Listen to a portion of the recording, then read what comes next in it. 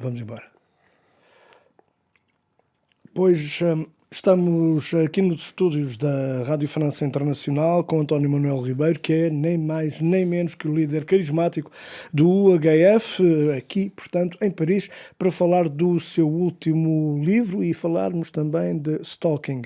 Olá, António Manuel Ribeiro, tudo Olá, bem? olá, Vítor. Paris acolheu este cantor que desta vez não vem cantar, vem contar uma história verídica que se passou com ele durante 9 anos. Primeiramente, como é que viveste esses 9 anos de perseguição obsessiva, de stalking? Foi difícil porque numa primeira fase eu não acreditei. Já me tinham acontecido outros casos de tentativa de normal entre um homem e uma mulher de se encontrarem e se nós não gostamos, cada um segue o seu caminho. Este caso era diferente, quanto mais não, mais a pessoa se aproximava e, sobretudo, começou a ser um incómodo diário, a perseguir-me, a estar na minha rua e, sobretudo, a incomodar as pessoas à minha volta, nomeadamente as mulheres. Eu só consegui apresentar uma queixa formal em 2007, 4 anos depois de isto ter começado, porque tu só tens um processo em Portugal, e penso que, aliás, no resto do mundo civilizado, se tens uma testemunha. E foi só nessa altura que eu arranjei uma testemunha que teve a coragem de ir comigo à polícia. Depois foram 5 anos de espera, no fundo, até o último julgamento, em 2012, em que as coisas correram até parece que depressa, mas em que tu, cidadão, te sentes sozinho e desprotegido, enquanto que a pessoa agressora, neste caso, teve toda a liberdade de fazer o que quis durante esse tempo todo. Foi difícil porque tive que me controlar, porque às vezes a resposta não se aceita, mas percebe-se que seja violenta. Exatamente, muitas pessoas, também me documentei um pouco, li para perceber bem o teu sofrimento e há muitas pessoas que caem em depressão, há pessoas que ficam em depressão, há pessoas que passam o muro e vão para a agressividade, para a violência física. Tu aguentaste bem, não respondeste dessa maneira, antes pelo contrário, aguentaste calmamente, uma maneira de, É uma maneira de de dizer. falar, claro, até com muito método marcaste todos os mails que recebias, os SMS, as horas, etc. E em vez de responder violentamente, escreveste um livro. O livro que não querias certamente escrever, mas de que precisaste. É verdade. Repara que tudo isso está documentado porque o Ministério Público assim o exigiu. O Ministério Público exigiu-me, quer dizer, deu-me como norma de organizar o processo, que fizesse o envio diário, semanal, o que acontecesse, tudo o que acontecesse, desde o SMS, chamadas, a perseguição, contactos, tentativas de contacto físico, tudo o que acontecesse, cartas, prendas que me enviavam, eu pudesse fazer chegar e fiz chegar às autoridades. Como calculas, quando estás a organizar um processo, eu também estudei Direito e, portanto, as coisas têm que ser muito certinhas, não é? As horas, os dias, o que é que aconteceu, quem estava como testemunho, tudo isso, no fundo, está no processo. E o livro resulta disso, não é extensivo.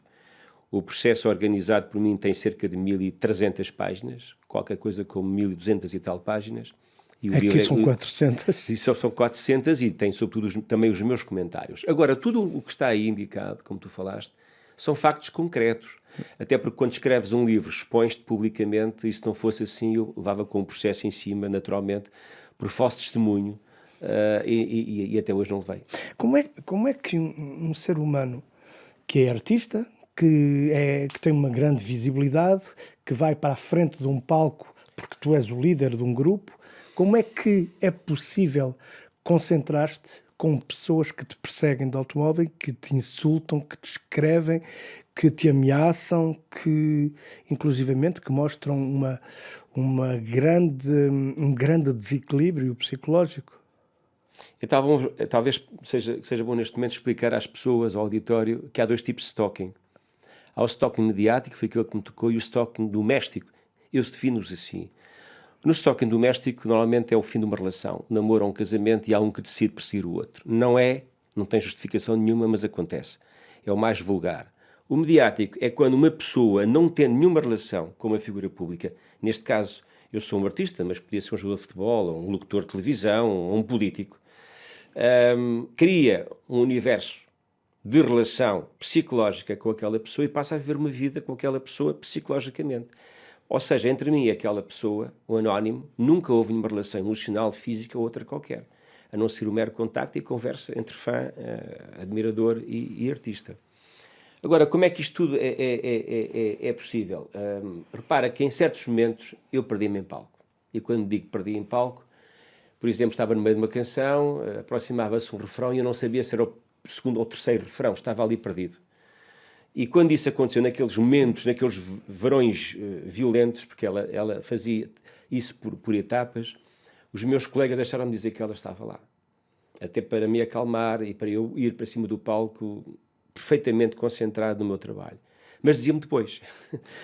Mas depois era o fim, quer dizer. Agora, não é muito agradável tu ires tocar a um sítio qualquer, uma terra qualquer, e haver um carro que vai atrás de ti, também ia atrás de mim, e depois voltava atrás de mim. Ultrapassar-te, travar à Exatamente. frente. E não podes impedir, porque a rua é pública, não é? A estrada é pública e, portanto, os espetáculos são públicos, não é? Não podes impedir. A pessoa que durante algum tempo, bastante tempo, te perseguiu, apresentava-se muitas vezes com pseudónimos. Eu no livro vi alguns, Cristina 82, Crise Univers, deve ser o universo da Cristina, Lune Bleue, Égérie Bleue, Anaïs Nin, o Nin, Maria Stein e ainda há mais. Quer dizer, achas que há um problema psiquiátrico grave neste caso? O que é que foi dito em julgamento? O que é que Poderá haver, mas não posso dizer, nem tu podes afirmar, senão vamos com processo em cima. Por injúria. Pois. Não, é verdade porque ele vai.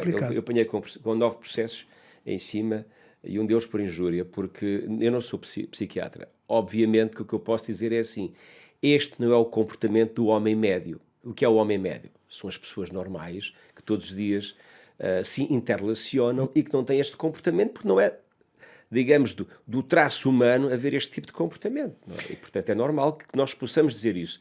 Agora, eu não vou dizê-lo, nem tu deves dizê-lo, que seja uma disfunção profunda, porque ele veio um processo por causa disso. Pois, é evidente, nós não somos profissionais do psiquismo, do psiquismo, do psicológico. Psiquiatria profunda, não é? Claro, não, mas é evidente que... Não, até porque, inclusivamente, no livro, a maneira como ela se exprimia, e os SMS que tu transcreveste minuciosamente, é por fases e, por vezes, há quase como dizer, um desdobramento de personalidade. Dualidade. Uma dualidade. Mas, pronto. Enfim, agora, o que é grave... Isso acontecia, por exemplo, na mesma hora. Pois, podia haver pior ainda. Um SMS, por exemplo, de sedução, e passado um quarto de hora havia a maior violência e ordinarice verbal, escrita. Portanto, sim. termos mesmo muito ordinários. Este livro é excepcional, aproveito para dizer, é extremamente denso. São 400 páginas, tu dizias há bocadinho, a versão integral são 1300. São 400 páginas, uma grande minúcia, uma bela escrita, tu escreves bem, tu és escritor, mas uma grande precisão, e nós vivemos como se fosse um romance, só que, por infelicidade, é a realidade que te calhou. Insistes, muitas vezes, em 2 temas. O primeiro é as consequências. Portanto, tu falas de um síndrome pós-traumático, que hoje, por infelicidade, deverás ter, como muitos combatentes, ou como muitas vítimas de acidentes, que ficam com esse pós-traumatismo. Como é que o vives? Eu há pouco estava no Champs-Élysées, almocei ali com a minha mulher, e estava-lhe a explicar o sítio mais ou menos onde eu tive um ataque de stress pós-traumático.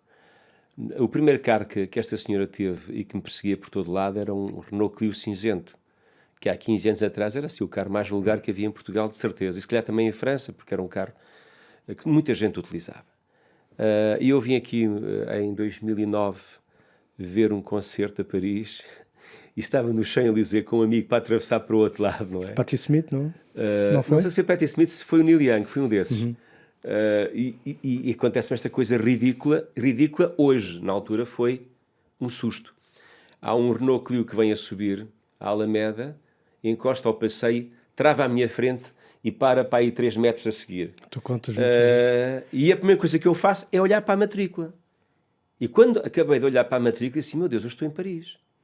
Mas também Mas poderia ser, não, porque há uma ligação com Paris. não há hipótese, mas também não há hipótese. Quer dizer, tu não consegues controlar um estímulo destes. É uma reação imediata, Imediata. psicossomática e que tu não controlas. Mas só depois é que eu disse, eu estou em Paris, não estou em Portugal. Não estaria aqui a ser perseguido. Não é? Mas poderia acontecer, até porque inclusivamente no livro há fases e há momentos em que tu dizes haver uma ligação com Paris. Ela vinha algumas vezes a Paris. Eu não sei se ela alguma vez veio a Paris, ou pelo sabes? menos ela Ela dizia. vinha tantas vezes a Paris que eu duvido que ela alguma vez tivesse vindo a Paris. Nunca se sabe. Mas, portanto, há outro aspecto que tu focas, e este parece-me ser realmente um dos mais importantes, se não o mais importante. É o vazio jurídico existente em Portugal, que não permite que uma pessoa apresente queixa quando está a ser molestada, e violentamente molestada e ameaçada e controlada, a tocar num concerto, uma pessoa escondida entre duas barracas de farturas ali a ver, e que te ameaça com ácido sulfúrico, com um tiro, isto. É que sabes, sobretudo, ela ia lá fazer uma coisa, verificar qual era a mulher que estava ao meu lado. Isso é terrível, não Não tens podes vida ver com privada. ninguém. Eu tive 2 romances nessa altura e tiveram que acabar. E até acabaram sempre com boa vontade entre nós, porque era impossível, não é? Era impossível, porque assim que uma mulher deixava de estar ao pé de mim, era perseguida, ela ia para casa, esperava no dia assim no trabalho, através da matrícula do carro ela conseguia ir às conservatórios e traçar o plano de vida da pessoa, onde é que vivia, quem eram os pais, onde morava, até sabia às vezes coisas fantásticas, que era o nível, quanto é que as pessoas ganhavam, tinha alguém na Segurança Social e sabia o valor do IRS. Isto é ridículo, mas é verdade. Mas isso também é outro aspecto focado neste livro, é que a pessoa vem de uma sociedade, vem da alta sociedade, ou pelo menos de uma sociedade média. É uma pessoa que está bem colocada, é uma pessoa que tem amigos, Tem meios, tem meios, tinha meios, gastou sim. muito dinheiro, vivia numa Eu zona... acuso esse vazio legal, acuso isso, Vítor, por uma razão muito simples. Porque é que não foi feita uma investigação mais profunda? Por exemplo, é verdade que a pessoa vivia à porta da minha casa, portanto não trabalhava, não precisava trabalhar, mudou 3 vezes de carro, 2 vezes de advogado, dizia que tinha dinheiro ou bens para comprar 2 castelos na Toscana, Itália, para vivermos, não é? Como se isso me entrasse na cabeça e fosse válido para mim, e no entanto pediu apoio judiciário, ou seja, não pagou o processo. E disse que estava Foram desempregada. os nossos impostos em Portugal que lhe pagaram o processo. Isto é francamente ridículo, porque não há uma investigação mais apropriada e mais final, quer dizer, ir ao pormenor e perceber o que é que está a passar. Agora, o vazio legal tem a ver com um aspecto fantástico, sabes o que é? Que nós temos leis, mas não funcionam. Eu costumo dizer isso aos meus amigos estrangeiros. Então, mas vocês não têm? Temos. Nós também temos como vocês têm, só que não funcionam. Não. Há um vazio legal, efetivamente, Há um vazio legal. neste caso. Agora, há uma leizinha. Zinha. Vítor, há uma leizinha porque não se pode... Depois deste caso, muita coisa mudou em Portugal. Obviamente que sim, tu hoje vais a uma esquadra de polícia e já te levam a sério. Antigamente davam-te conselhos patéticos, como por exemplo, vá para casa que isso é amor. Isto está dito num programa de televisão. Há uma mulher que faz comigo um programa, e um homem. O homem nunca mostrou a cara, mas a voz é dele, mas a mulher nunca mostrou a cara. E a voz está distorcida. E porquê? Porque a primeira vez que ela se foi queixar, lhe disseram na esquadra de polícia, vá lá para casa que isso é amor. E depois, passados uns dias, a mulher pode estar debaixo de 7,5 palmos de terra.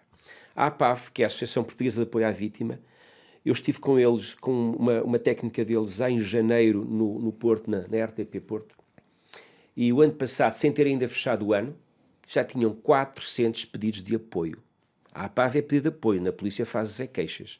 O que quer dizer que ainda havia mais fenómeno à volta disto. E 25% eram homens. E há muita gente que agora me está a dizer em Portugal, obrigado por ter dado a cara.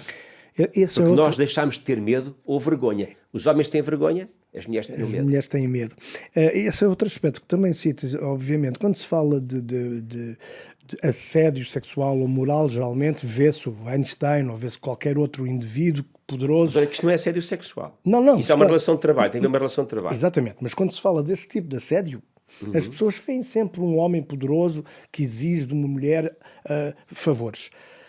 Não se vê geralmente o contrário, mas o contrário também existe. E no que diz respeito ao stalking, o contrário também existe. E foi precisamente este caso. O homem que é assediado de maneira obsessiva, completamente doentia e extremamente perigosa. E a lei não prevê que tu faças uma queixa e automaticamente que eles vão ver com um psicólogo avaliar o seu estado de saúde. Sim. Não, Isso deixa não correr. existe. Em Portugal não existe.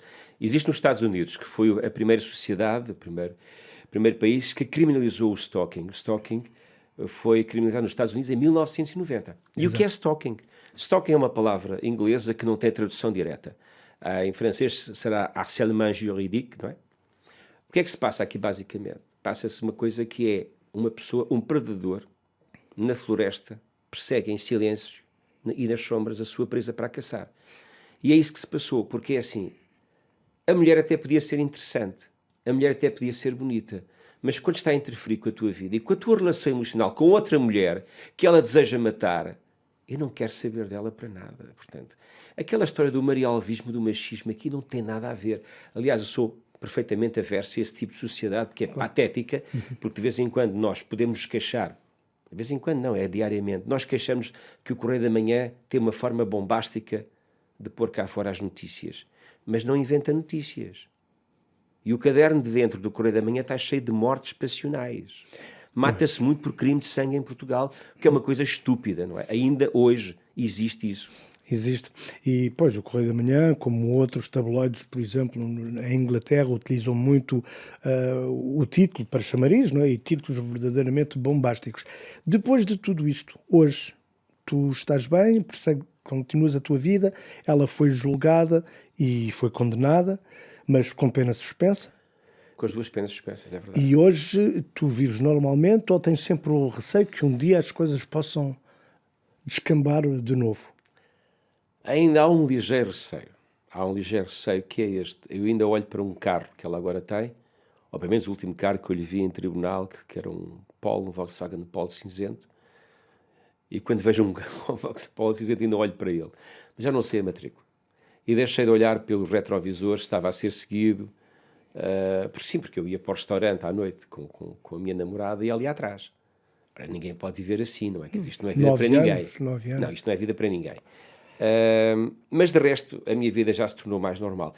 Há uma questão legal aqui que talvez tenha também validade, eu espero bem que tenha validade para uma pessoa normal, que é isto, e eu não sei qual é o estado mental da senhora, isso é um facto, que é, se ela voltar a atacar, aspas, uma terceira queixa vai obrigá-la a ter prisão efetiva. Exatamente. E tem um cúmulo jurídico. Ou seja, apanha a pena agora e vai buscar as outras duas penas suspensas que dariam cerca de mais 5 anos. Talvez ela agora pense 2 vezes, 3 vezes, 4 vezes antes de dar o primeiro passo. Bom, e esperemos que não o dê. Tu disseste deste livro, que era o livro que tinhas de escrever, é a verbalização de uma dor. Fez-te bem? Foi uma... Desculpa a pergunta, mas foi uma psicoterapia? Foi. Foi... Sabes porquê? Porque eu, aliás, como eu explico no livro, eu escrevi 2 livros. O primeiro era um livro um bocado chato, que era o livro que eu estava a escrever ao lado dos relatórios que fazia para a polícia. Era um livro muito documentado, muito facto documentado. E depois, quando acabou o segundo julgamento, eu sinceramente mandei o livro para o fundo do meu computador, esqueci-me dele. E agora, quando comecei a ter uma relação mais séria e mais normal com esta mulher com quem estou a viver, que eu chamo a minha mulher, a Maria das Dores Meira, Presidente da Câmara de Setúbal. exatamente, Presidente da Câmara de Setúbal, ela deu-me o conselho e deu-me várias vezes, falámos, e ela disse, faz o livro. E há uma altura em que eu abro o ficheiro do computador e disse, então vou lá começar o livro, vou começar a corrigir isto. E quando olhei para aquilo, disse, não vou corrigir isto, não consigo, vou fazer um livro novo. E quando cheguei ao fim, tinha feito o exorcismo, percebes? Acho que tinha acabado aquilo, pronto, cortei o elo. Está aqui, neste momento é um documento, sujeito-me à avaliação das pessoas, da crítica e até do sistema judicial, que me tem dado razão. Repare, eu tenho falado com alguns juristas e até 2 juízes têm-me dado razão. Algo mudou em Portugal com o meu sofrimento, não é? Mas dão-me razão num aspecto que é este.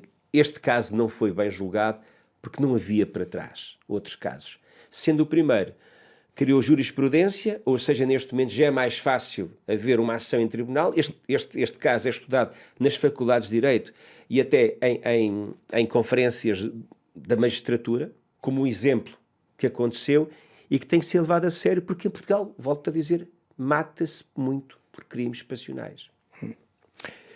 Este ano o grupo HF faz 40 anos, tem 40 anos de existência. Achas que seria bom vir aqui a Paris fazer um concerto? Era sempre bom, sabes? Boas histórias e bons momentos aqui em Paris.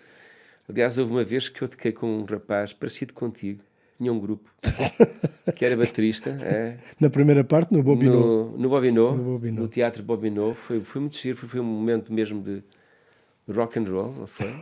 Eu gostei. É verdade. Claro que sim. E demos há 4 anos um fantástico espetáculo no Luxemburgo. Gostei muito de tocar no Luxemburgo. Também foi giro. Havia lá um rapaz parecido contigo que estava lá. Também lá estive, com muito prazer. Porque era um clube rock. Era um clube rock, não foi? Exatamente, Foi. exatamente. E então foi mesmo um grande momento. muito bom. Sim, é bom voltar. Obrigado por teres vindo a Paris. Falar de ti é difícil, falar de tudo isto que se passou contigo, mas é bom, faz bem, pois faz bem estar contigo também. Obrigado. Obrigado, Bill.